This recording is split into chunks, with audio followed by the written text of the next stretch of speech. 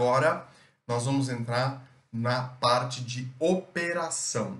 Então vamos falar do PDCA, só para fazer um paralelo com vocês com relação à ferramenta, né? Então estamos entrando na parte de operação, de realização. E para começar a falar disso, a norma traz para a gente que nós devemos planejar os controles operacionais.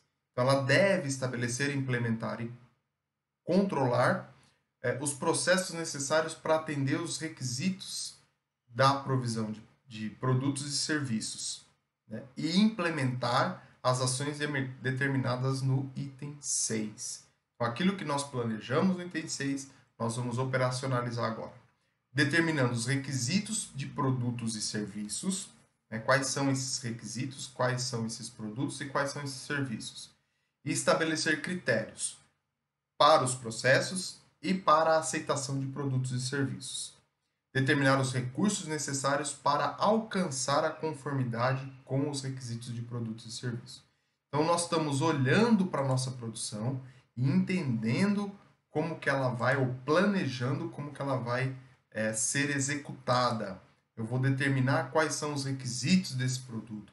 Eu vou determinar como que esses processos vão funcionar.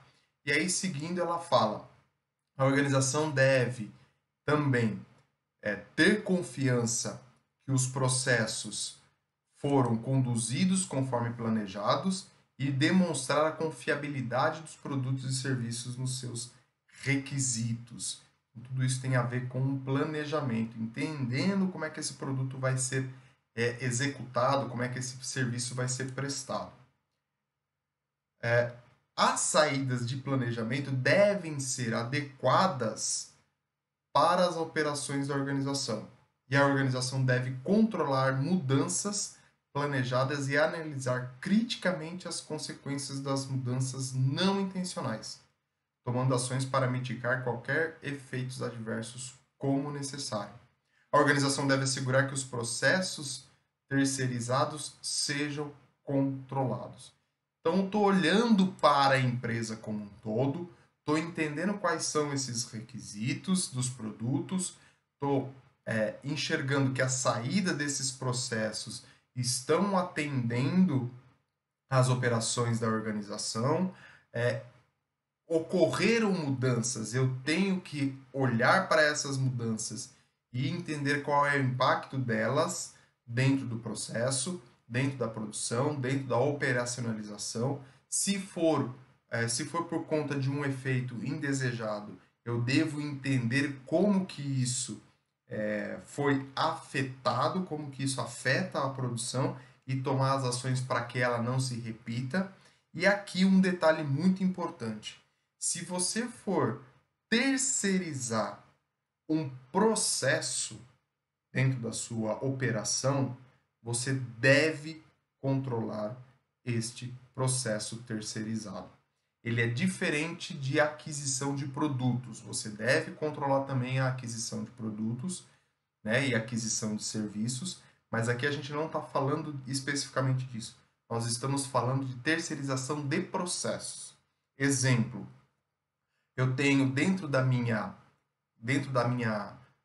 meu planejamento da operação, eu entendo que eu tenho um processo de soldagem.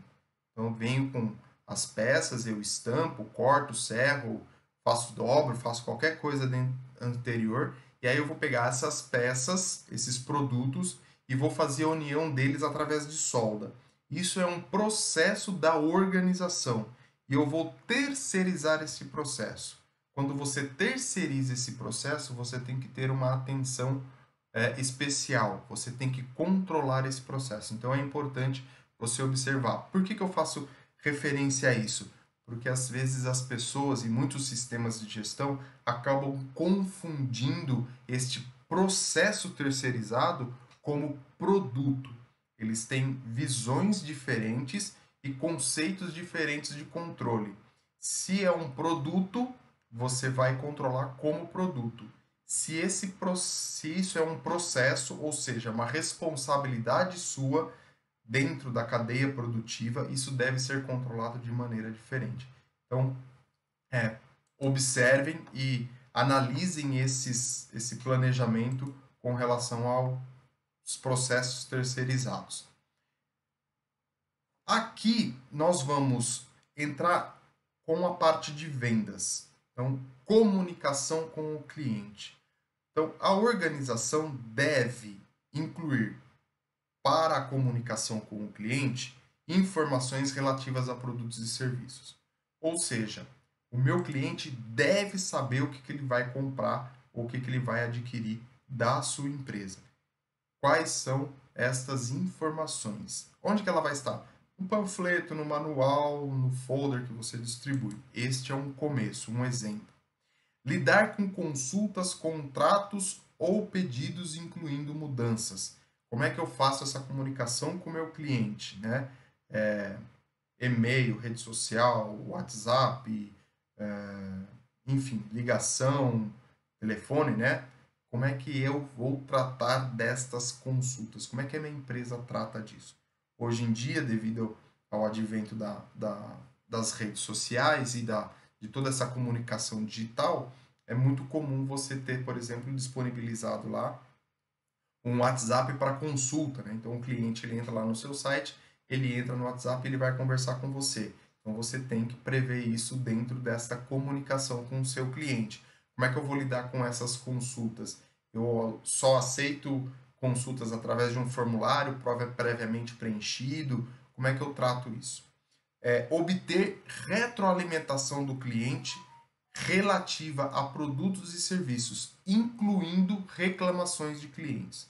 Então, o que nós vamos pensar aqui com comunicação com o cliente? Eu vou conversar, eu vou até o meu cliente e entender o que ele pensa e qual o sentimento dele com relação aos meus produtos e serviços. Isso é retroalimentação do cliente.